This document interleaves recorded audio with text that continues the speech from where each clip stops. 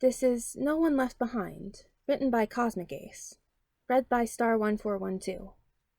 Chapter 8, Learning to Heal. Summary. Touya is sick, Fuyumi is trying to keep up crumbling walls, and Hisashi realized his phone died a bit too late. Hisashi came home and immediately did a double take. There was a redhead teen asleep on the couch, and 3 children he didn't know playing in the kitchen with his sons. 1 girl and 2 more boys. All of them had some variant of white or red hair. He watched as the asleep redhead coughed, and one of his hands flickered with blue fire. In short, Hisashi was extremely confused. He sorta just stood in the doorway. None of the new kids noticed him. Izuku did, though, which caused Hitoshi to notice, and then the other 3 children to finally look up. "Dad, you're home!" Izuku cheered, scrambling off his chair to run over. Hisashi couldn't help but smile. She! Hey there, Beansprout and Mr. Blueberry, he laughed, kneeling down to catch them in a hug. I see we have some friends over. Where's Mama? Mama's putting away the bandages. Ink fixes owies. Alrighty then, why don't you 2 go play, and I'll be back in a minute. Hisashi kept smiling as he watched all 5 kids continue whatever game they had been playing. After a moment, he went to find Inko. Maybe ask for an explanation as to why they now had 4 more kids. He was sure he would have remembered if... Oh. Right. His phone was dead, and it had been for most of the day. Inko had probably tried to call and warn him. Yeah, that was very much his fault. A look in their bathroom showed that, yes, Inko was putting away the first aid kit they kept under the sink. He took a moment to, A. Think of what to say to apologize for his phone being dead. B. Ask what happened, and C. Admire how beautiful his wife was. I'm home, he said quietly, just loud enough to catch Inko's attention. She looked up sharply, but smiled at him all the same. I'm guessing your phone died again? Yeah, I'm so sorry, Inko. I guess I really should have charged it last night. Inko laughed, and just like that, Hisashi was grinning again. No kidding, Hisashi. Come on, I'll explain what happened before the kids come looking for us. That'd be nice, yes. Starting with why the one asleep on our couch coughed and lit his hand on fire? Inko snorted and pecked him on the cheek. You're a bit clueless sometimes, love. Then I'm lucky you love me. That I do. Now, explanation before the door gets knocked off the hinges by our sons. Hisashi laughed, listening as the tale unfolded. His smile slipped away within the first minute. Inko explained everything quickly and precisely, just as she did when she was lawyering. The story was unsettling, and that was sugarcoating it. At the end of it, Hisashi couldn't help but wonder if Inko would let him either burn down a building or adopt 4 more kids. Knowing his wife, she already had plans for both. Fuyumi watched the new man closely. His quirk was apparently fire-breathing, but he acted nothing like their father. This man was all smiles and laughter and jokes. It was different. Definitely not something she was used to, but she took it in stride. Touya was passed out on their couch, coughing every once in a while, and Mrs. Midoriya had treated and wrapped all his burns, and gave him medicine. Fuyumi would have questioned why the woman was being so nice, but then Fuyumi talked more with her sons. Izuku and Hitoshi were like sunshine incarnate, and so very kind. Maybe that's just how this family was. Either way, Touya was getting treated, so everything would be okay for now. Natsuo loved playing heroes with Izuku and Hitoshi. Shoto did too, but he wasn't as vocal about it. He was still way too quiet for a kid his age, and meeting the 2 brothers just confirmed it. Fuyumi had to admit, though, she hadn't seen Shoto smile like that since before Mother went away. Fuyumi just watched for the most part. Izuku and Hitoshi enthusiastically told the 3 of them about a hero named Eraserhead. Their family was generally wary of heroes, but the way they were explaining the man made it sound nice. Certainly nicer than father. There were a few things that Fuyumi had thought were absolute. They were rules that had never been broken in her 14 years of life. It was almost ridiculous how many of those the Midoriya family had already undermined. Izuku and Hitoshi gave a very enthusiastic demonstration of Eraserhead's capture weapon. Their version was a fuzzy scarf made of yarn that could probably stretch all the way across the room. It was adorable, though, and her brothers were laughing. She hadn't heard them laugh in a long time. And Fuyumi, she found another wall around her heart cracking. Mrs. Midoriya made sure Touya was comfortable before checking on the rest of them. She stood next to Fuyumi, watching the other four. Mr. Midoriya was calling someone in the other room. Right now, Natsuo and Shoto were smiling and chasing the squealing Midoriya brothers around the kitchen and sitting room. The massive gray scarf was wrapped around Hitoshi's shoulders now. "How old are your brothers?" Mrs. Midoriya asked, grabbing Fuyumi's attention. Fuyumi hesitated a second, but answered quietly. "Shoto is 6, Natsuo is 10, and Touya and me are both 14. "Twins?" "Yes. We're sort of like yin and yang, I guess. His fire is too hot for him, and my ice too cold for me. That's why he has those burns." And your other brothers?" "I don't mean to pry, I just wanted to make sure they don't light anything on fire." Natsuo's quirk is weird. He can create water from around his hands, but if he tries hard enough he can create ice crystals. They explode sometimes, though. And Shoto has both ice and fire." "That's an interesting quirk," Mrs. Midoriya hummed. "Mine is only small object attraction. My husband has fire breathing, as my sons told you already." Mrs. Midoriya laughed, and Fuyumi smiled to herself. A thought occurred to her, but... "You can ask me anything, you know," Mrs. Midoriya told her softly, just like Mother used to.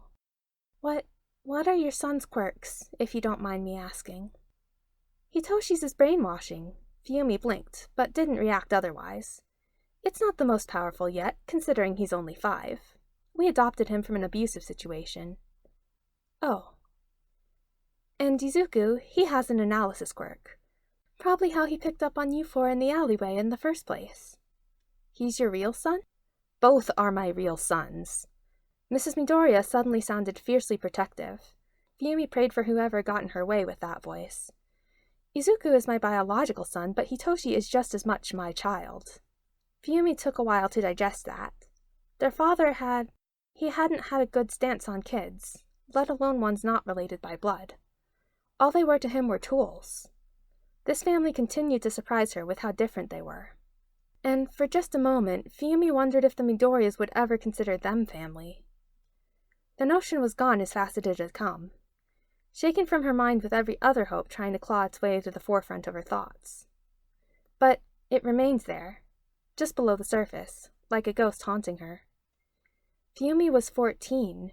She wanted a family, a real one where she didn't have to be the mother figure to her little brothers, where her twin didn't have to continually burn himself just to keep them safe, where they didn't have to run and had an actual home. "I'm going to make dinner, if you would like to help.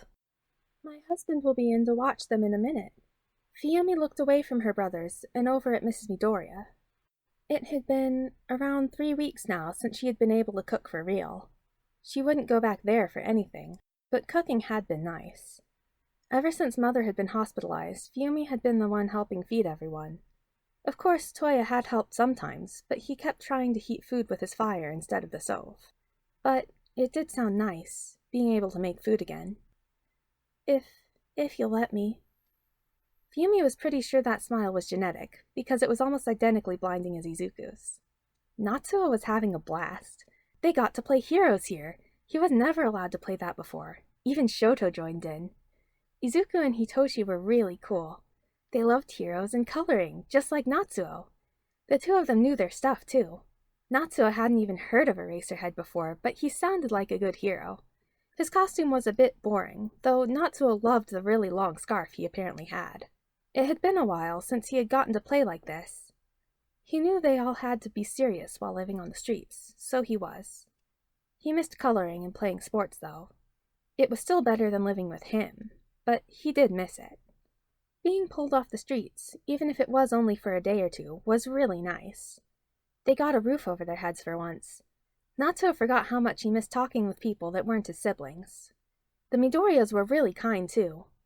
Natsuo didn't know how much she really trusted it, but for now it was okay. They were healing Touya, so they must be good. Izuku, the green-haired one, was really smart. Natsuo had met people Father deemed smart, and he was nothing like them. Both of the brothers were really nice, actually. They got dinner, which was a good surprise. It was soup, and it was the best dang soup Natsuo had had in a long time. They even got Touya to eat some.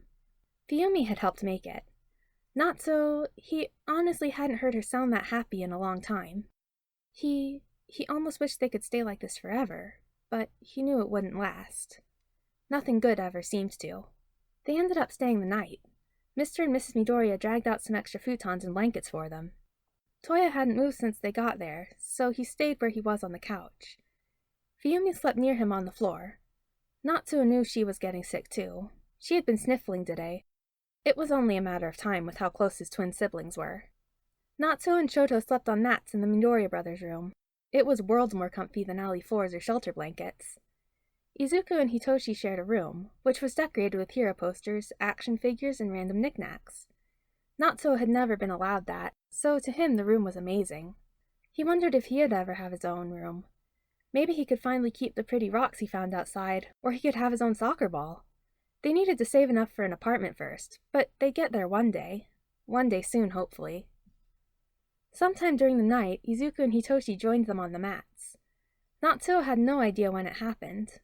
He went to sleep with everyone neatly in their own bed, and he woke up with Shoto's elbow in his face and Izuku's foot under his leg. Hitoshi was curled up on top of Shoto's left side like a cat. It was actually sort of like how Natsuo and his siblings had been sleeping since they left. Natsuo dragged himself out of bed to go check on her, his brother and sister. Also because he smelled something cooking. He found Touya still asleep on the couch. Fuyumi was holding his hand, also still asleep on the floor. Natsuo relaxed at seeing them safe.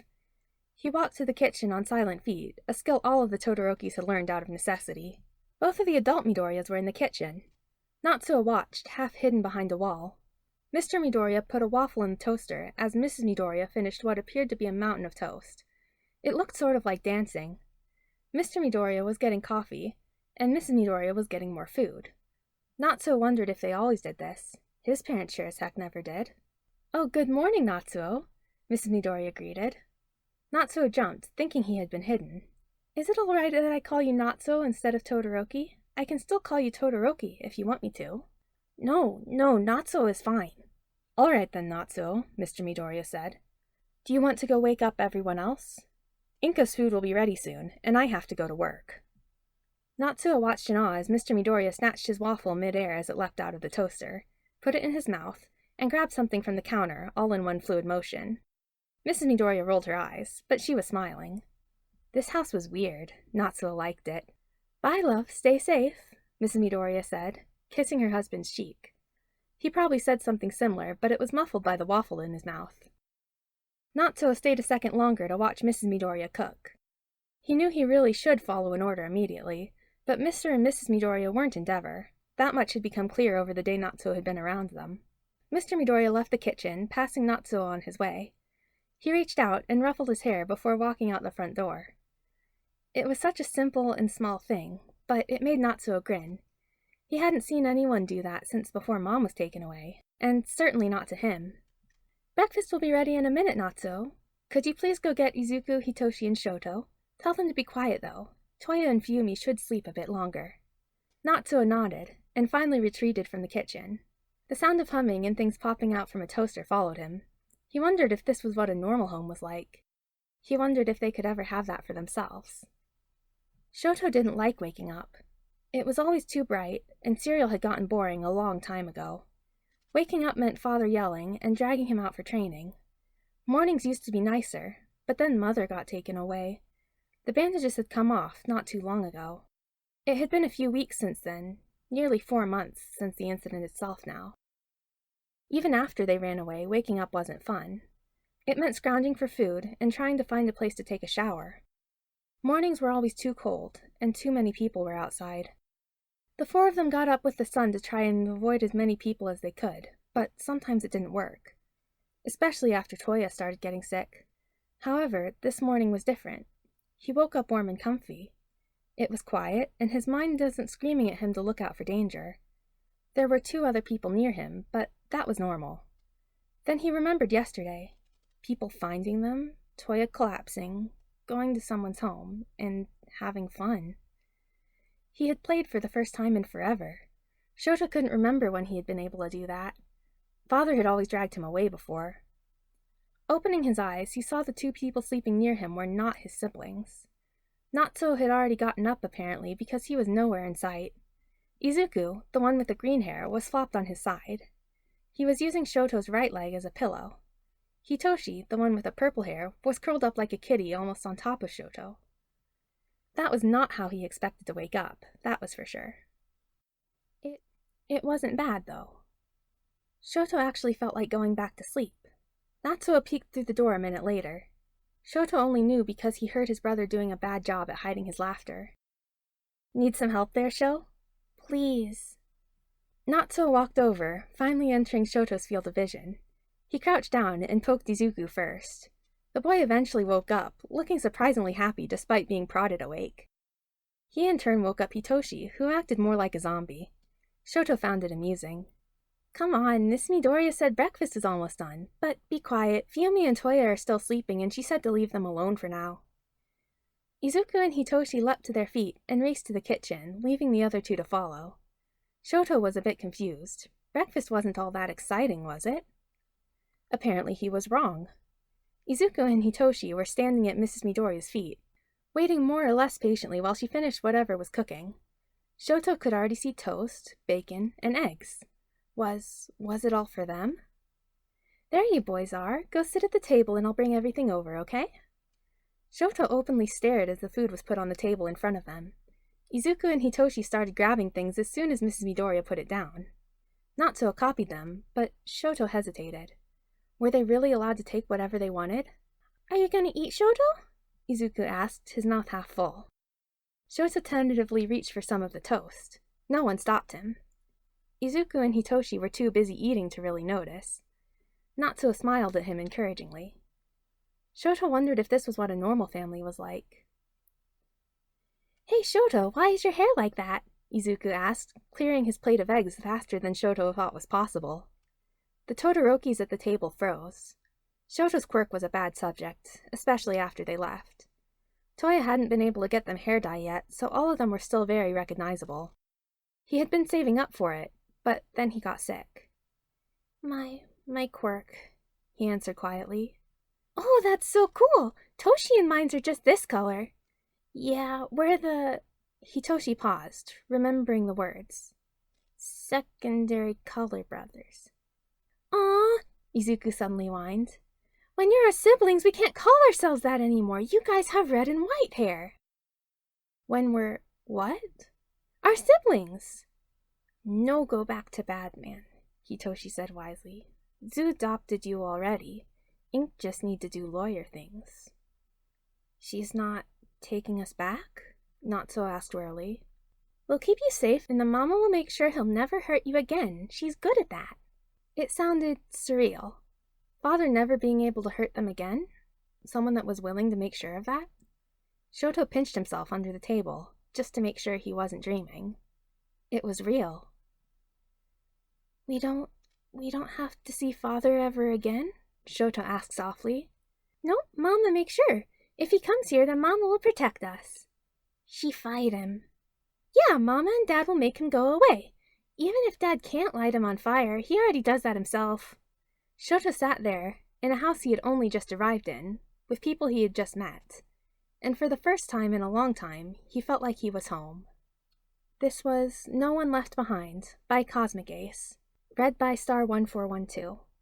If you liked this, let me know in the comments, and let CosmicAce know in the original work. And if you have any other idea for fanfics I could read, let me know and I'll see what I can do. Thanks for listening!